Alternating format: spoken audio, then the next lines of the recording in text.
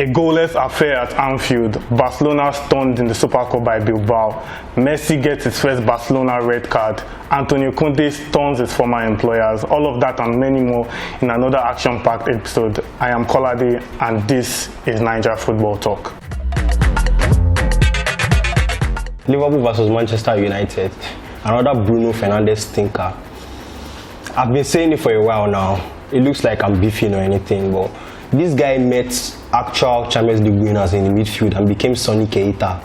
How would Bruno Fernandes be playing against Thiago in midfield and he's playing like a small boy? Like, it was so funny to see Thiago running Bruno Fernandes in the midfield. Is that your PFA winner? Is that your multiple player of the month? I don't understand. What's that? Man, Bruno is a scam. I think we've all agreed on that now. He is a big game flop and he's a start padder. And Thiago is a much better midfielder. Let's not forget KDB for now. Thiago is his king. There's a saying that says, remove the speck in your own eye before you remove the one in your neighbor's eye. My guy here, Bolu, he came here to slander Bruno Fernandes. Yes, Bruno Fernandes might be a start paddler, but the fact is, he's still at top of the league. Whether the elephants will still come down, but they are top of the league. But you see Chelsea, I mean, you spent 200 million. You spent 200 million over the summer, and you still don't have a striker this season with up to 7 Premier League goals. Lacazette has the same goals as Timo Werner and Olivier Giroud combined. Chelsea are so bad that they ruined Leipzig's club record goal scorer and turned him to what? Somebody that has not scored a Premier League goal since November. The last time Kai Havertz made a good performance in the Premier League, Arsenal were still third on the table. Frank Lampard is just so bad, and there is nobody to tell Chelsea fans yet. Their worst is yet to come. So, Messi's first red, right? He slapped someone, he was angry. All I know is that Barca fans are going to enjoy life without Messi. Mark my words. Bruno, you disappointed me. I've been defending you since. I don't know what you're doing, but I still trust you. Also, this Premier League Golden Boot, I think, is going to be something we should watch out for. I think the goal scorers are yet to put on their shooting boots. And as for the title race, oh my God. Man U fans, just take this week and these weeks as your trophy, because there's nothing else coming out from. We were once first from the table. Thank you. Welcome back again, guys. With me in the studio, we have Skilashi and Bolu.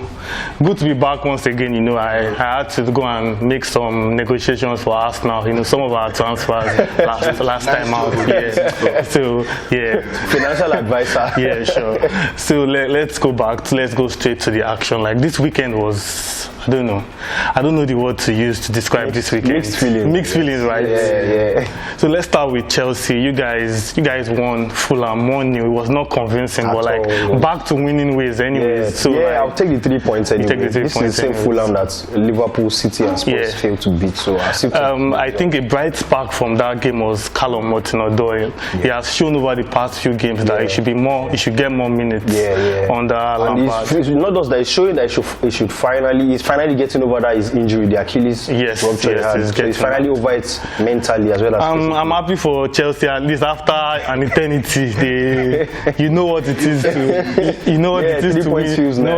win again. I'll be honest. Okay, but let's move to Tottenham, Sheffield. You know, they won 3-1, but once again, despite the scoreline, it was not so spectacular. Even Harry Kane had to say. The only spectacular thing was my own personal Zidane, Dumbili's. Oh yeah, that was a good volley. Yeah. But something caught me after the game. You know, pundits and fans we are always like, Mourinho, he tells Spurs to sit back and all of that. Harry Kane had to defend, you know, Mourinho. He said Mourinho has never told them to sit back. Do you agree with that? Actually, my fear. Okay. I don't. Harry Kane says in his defense, he says it's the players that choose to sit back. But like the pundits rightly said, sometimes some messages send the signal of sitting back. For example, if you are leading a game and your substitutions as an attacking midfielder for a more defensive player, even though you don't say it, you have passed. Yeah, like indirectly telling. So we know that Mourinho is a pragmatic manager. I definitely agree. It's not just even instructions. It's the tactics board where you set up the team and you're giving players instruction before the game. The way you set up to defend off the ball. If that looks defensively, you have to tell them to sit back. That's what the shape says. The shape says. And don't forget, Tottenham they've lost like points from match-winning positions the most 5 times. I actually didn't have a fear when Ori scored the early goal that they were going to defend. The fact that it's Sheffield, there was doubt. But let's go to the so-called biggest game of the week of the most successful clubs in England. 2 of the most successful clubs in England, the home Kings versus the away Kings. Bruno Fernandes versus Salah, this and that. But at the end of the day, 0-0. So who do you think should have won that game? I mean, Liverpool could have come away with 3 points. First parts of the game. Yeah. Then Pogba had his chance to steal the game for. Yeah, but Man U came close in the last 15 minutes. Alisson had to make two big saves and Bruno Fernandes. But if we look at the game like in general, United they came there for that point and obviously. And Maguire was saying they were disappointed to go. But like, man, shut up, man. What are you saying? Talking about winning the league, then we have to mention Manchester City right now. These guys they've shrugged off their inconsistent start to the season, and I mean 4 goals against Crystal Palace that Arsenal failed to score against. They dispatched Crystal Palace with ease, and Kevin De Bruyne is 100th assist for Manchester. Now that's a world-class player. That's what they call. That is a world-class quality player. Quality midfielder. On a scale of 1 to 10, what was the chances of John Stones scoring a brace? On a scale of 1 to 10, 0.5. The highest chance. Maybe 0.2. A brace. This is someone that has not scored a Premier League goal in 6 years. Yeah. And funnily enough, before his goal against United in the semi-final 2 weeks ago, his last goals for City were also a brace in the Champions League some 3-4 years ago. You know what I like about this City team. In previous seasons, they've been dependent on Aguero and all of that, but this time everyone they are scoring as a team. Gundogan is scoring, Bernardo Silva is scoring, Foden is scoring, Mahrez is scoring, Sterling, he showed his occasional brilliance, the free kick, occasional brilliance, of course. He showed the free kick yesterday, and games like that, you just can't help but think that Manchester City, they might be the side to beat. And I think they've kept a clean sheet in 5 of their last 6 games. Only Chelsea has scored a goal against City in 2021, and you have to credit John Stones and Ruben Diaz. That is the impact Manchester United hoped for when they signed Harry Maguire. That's what they hoped for. I mean, that's also the same Van Dijk influence when Liverpool signed him. Exactly, something similar. He has played. I think City have never lost when John Stones and Diaz played together. I thought that was going to be like a 5-horse race, but it looks like a 7-10. That means Arsenal, we are still in there with a shout. Clearly. Thank you. Thank you. See them. If you are just 3 points ahead, if you call yourself title challengers, we are title challengers. Have fun. Thank you. Have fun. Let's enjoy the season. Exactly. Anything can happen. Just like we cannot explain how an elephant gets to the top of the tree. We cannot explain how Man U got to the top of the tree a few weeks ago. So we know what to happen eventually. Man U, but let's see. So we have to wrap up the Premier League talk and move on to action from other leagues. A lot happened over the weekend, and we'll be back to discuss just after the break. Hey guys, so today I'm going to be talking on the Premier League title race, and it's looking really tight at the top of the table with United, City, Liverpool and Leicester. Leicester are looking at the dark horses for this season. For the title race this year, I think it's going to mostly be between the Manchester clubs. I think Liverpool goes to the Van Dijk injury is going to play a big part in them not really participating in the title race this year. And Leicester, I just feel they're in really good form and they're looking promising, but I think they're going to drop off later in the season and probably start fighting for that top 4 spot, maybe even a top 6 spot with Chelsea and Arsenal and Spurs maybe. But for the title race, I think it's going to be under Manchester title race this year. Both sides are looking in very good form. City lately have looked formidable, especially defensively. They're keeping a lot of clean sheets. And it looks like they're starting to score a lot of goals again. Their forwards are starting to click. While here at United, we are looking like very, very solid defensively. I think there are a lot of goals in our team. Bruno, Rashford, Martial, Pogba. The main issue we are having is that we've really struggled against the top 6 sides this year. We haven't played well enough. I don't think maybe we're not employing the right tactic against these teams. Maybe we're being a bit too defensive. But it's a long season and a lot of things could change. But for now, it's looking like it's between United and City, and I hope we both come out on top. Okay guys, welcome back, and we'll be discussing talking points from other leagues across Europe. While Manchester United and Liverpool were locking us in England, there was another big game in Italy. Inter Milan welcomed Juventus to San Siro, the Derby d'Italia, and we saw how that played out, right? Vidal scored against his former employers, Conte a masterclass against his former employers, Ronaldo there, sorry, no goal for you. Ronaldo but like how do you hail Conte? Conte was the key man. The way he set up Inter, that they were going to neutralize. They were ready to neutralize Juventus. Their wing backs were also a key part of winning that game, and they deserve the victory. It showed his experience as a manager. Yeah. Pirlo clearly is not so experienced. Conte had done his job. Juventus. So it was his former side. Yeah, he left them inside out. Besides that, he did a very good job, and the players, played according to the plan. It was beautiful execution, like the second goal of the counter play, long ball. It was very beautiful. It was just nice to see Conte showing seniority over Pirlo because Zidane had done that to Conte this season. Pioli had done that to Conte this season. So it was good to see Conte bully someone. It was. And I wasn't expecting Juve to lose that game. It was quite poetic that Vidal scored his first league goal for Italian league goal in 6 years or thereabouts. Against his former side. And he didn't celebrate. Beautiful header. It was an amazing game. But now let's talk about the impact, like the consequence of that result on the Serie A title race. Now, at this stage of the season, I don't think Juventus have ever been fifth by January, 7 points behind. So, what do you think? Do you think this is the year they lose their stronghold on the Serie A? Definitely. I think the title is going back to San Siro now, for sure. I expected it to have happened last season, but Conte's team were not consistent enough. They blew it at some point in the season. So definitely this season, last night's win was a changing of guard, sort of. Now the power in Italian football is back at the San Siro Stadium between Inter Milan and AC Milan. But let's move over to Spain, where we saw another shocking result. Barcelona, they lost to Athletic Club. Fighting goods.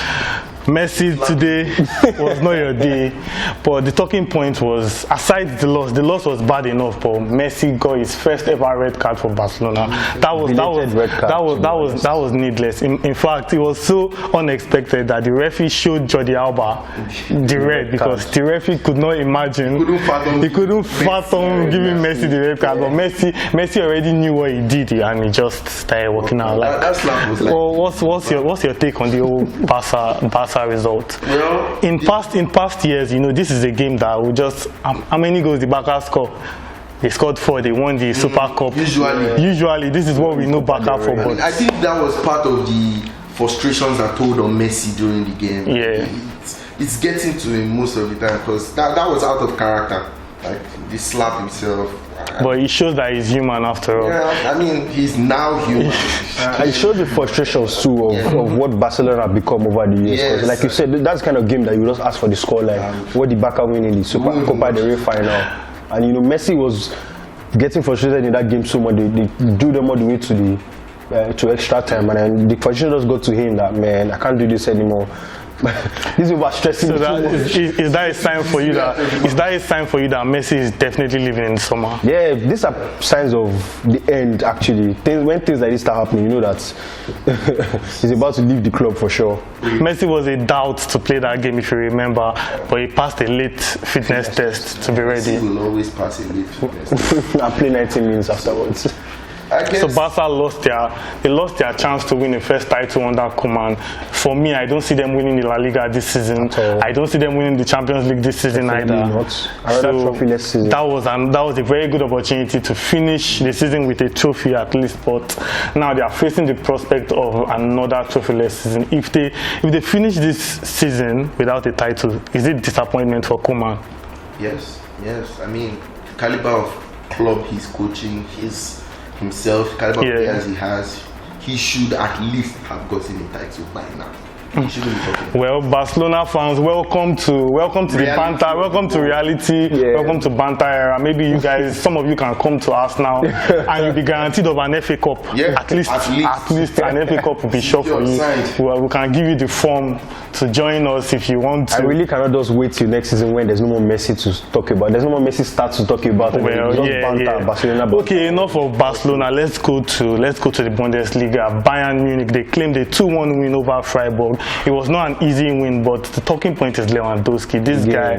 This guy is becoming an alien. Any goal he scores now is just becoming a record-breaking goal. Now, the latest for Lewandowski is that he broke a 42-year record by Gerd Müller. He's making a claim to be the greatest Bundesliga striker ever. Yep. I mean, how can you score 21 goals after 16 games? After 55 goals last season, coming off his 5 goals last season. Salah, we say Salah has been on so much. He has been on top from this season, right? Premier League's top scorer. He is on 13 goals. Lewandowski is on 21 and he's still not at his best this season. He has missed a couple of chances. Bayern have not been at their best. World's best player, so what are we seeing? Good point. But let's take this to the European Golden Shoe. Last season, Lewandowski missed out by a solitary goal to Immobile. Do you think this time he's ready to make that crown his own? His eye will be on that, especially. But can anybody come close to him? This season, we've not seen the person. Bruno Fernandes. Okay, so for now we have to wrap up the talk, and since it's January, it's only right we delve into the transfer window a bit and see the latest moves that have happened and are likely to happen. When we're back, we'll be moving right into that segment. Straight into the transfer talk. The transfer window has been open for 18 days now. 13 days to go until the transfer window ends, and it's been a very different transfer window so far. Slow for some reasons, for some obvious reasons, obviously. But yet, we've still seen some major moves, and some moves have been building up so far. And we will give you the latest moves that could likely happen. Just before we go into the discussions, this segment is brought to you by TopBet. Just visit the website on your screen, topbet.com.ng, our daily betting partner, the best in Nigeria, as we like to call it. For your betting tips, for your betting reviews, for your betting guides, they are your #1 go-to site. Alright, so transfer talk. It's been a very slow January transfer window, for the obvious reasons. Clubs have been, financial restraints are all over. You know how the past year has been. Clubs have recorded losses, financial losses, so it's only understandable that the transfer window will move a bit slow. But still, we saw one of the biggest, possibly the biggest transfer move of the January window. After 7.5 years in Arsenal, almost a decade. It deserves a round of applause. Mesut Ozil finally leaves to his boyhood club Fenerbahce, Turkey. Now, a big debate over the Mesut Ozil exit is his legacy at Arsenal. So, as an Arsenal fan, Skilashi, I'll ask you: yes or no, is Mesut Ozil leaving Arsenal as a legend? Legend. Just give me your own reason why you think he is a legend or not. I mean, legendary status comes... 254 appearances, 44 goals, 77 assists, 3 FA Cups, 2 community shields. No major trophies. And don't forget, Mesut Ozil arriving at Arsenal coincided with the time we ended our trophy drought. First FA Cup. So I just gave you points. I just gave you some points, but what's your take? Is that enough to secure him as a legend in the Arsenal heart? No. Why? 7 years, not the first. 3 FA Cups and 2 community shields. Okay. I mean, it coincided with Arsenal's wackest form that we are currently experiencing. But I kind of have mixed feelings because I mean, it was Ozil. Half the time he was there, we were blaming him, you know, for not putting his body on the line, you know, for not committing. So, I don't know. Has he ever single-handedly won us games? Maybe. Single-handedly won us a trophy? No. Arsenal legend? Not really. Not in my opinion. But I know we'll miss him. He is a quality player. And I mean, I wish he came in his prime with Aubameyang. You know, maybe something awesome would have come out of it. But I mean, it's good news for both parties. 350k off. Finally off. 350k off the payroll. We can breathe now. Yes, and pay someone else. We can pay someone else. And now the number 10 jersey is free. Who are you giving number 10 jersey to? Martinelli for me. Martinelli. Yeah. Okay, let's move on from Ozil talk. Let's move on to potential. We've seen double swaps, we've seen the Otto, Pjanic, but now we are talking of triple swap deal. I mean, one thing that's always common is it's always between Italian clubs. There's always an Italian club involved. Italian clubs, that's deals like that. But like, what do you had? Dele Alli going to PSG, Eriksen going back to Tottenham, and Paredes going to Inter Milan. Now, looking at those three moves, who do you think benefits the most on paper? Inter Milan, Paredes. Why? I mean, he fits perfectly with Antonio Conte's style, the energy and work rate he brings to the team. And he has experience in Serie A as well. Yeah, an experience. Although, you know, I don't want to take out the creativity factor that Eriksen might bring to Tottenham, because I don't want to imagine Eriksen being a playmaker in Tottenham right now. I mean, all the work that Ndombele is doing, Eriksen is, you know, miles ahead. Yeah, and he might even allow Son and Kane to do their work even higher now. Kane himself. Yeah, Kane that does all the passing now. Spurs don't do anything when they are with the ball. I mean, so maybe everything can help to change them in that dimension. Yeah. But what of Dele Alli too? He's still young, don't forget, at least for football. 24. 24 is still relatively young, and he still has something to offer if he can get the right system. And he's playing under a coach that gave him much game time. That's basically his football. Yeah, his football godfather, so to say. So I still think that could be a good move too for PSG. But the question is that there's nothing Dele Alli would do that PSG don't already have. Like a player in terms of creativity, they have the Di Marias. Now they are even playing Neymar as the number 10 to accommodate Mozikin up front, and they still have Icardi on the bench.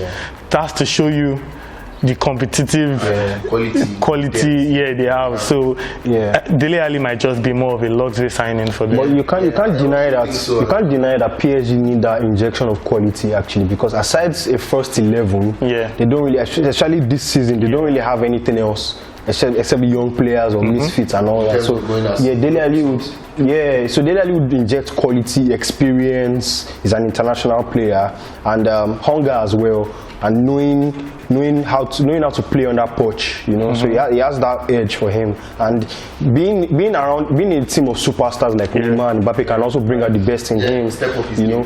So and he himself has always been this, I wouldn't say a flashy player, but a more expressive, stylish kind of player. So you know that might bring out more from Dele Alli himself. So I think it's a okay. Let's move on to one free agent, a very popular free agent. Diego Costa is free and is available on the market.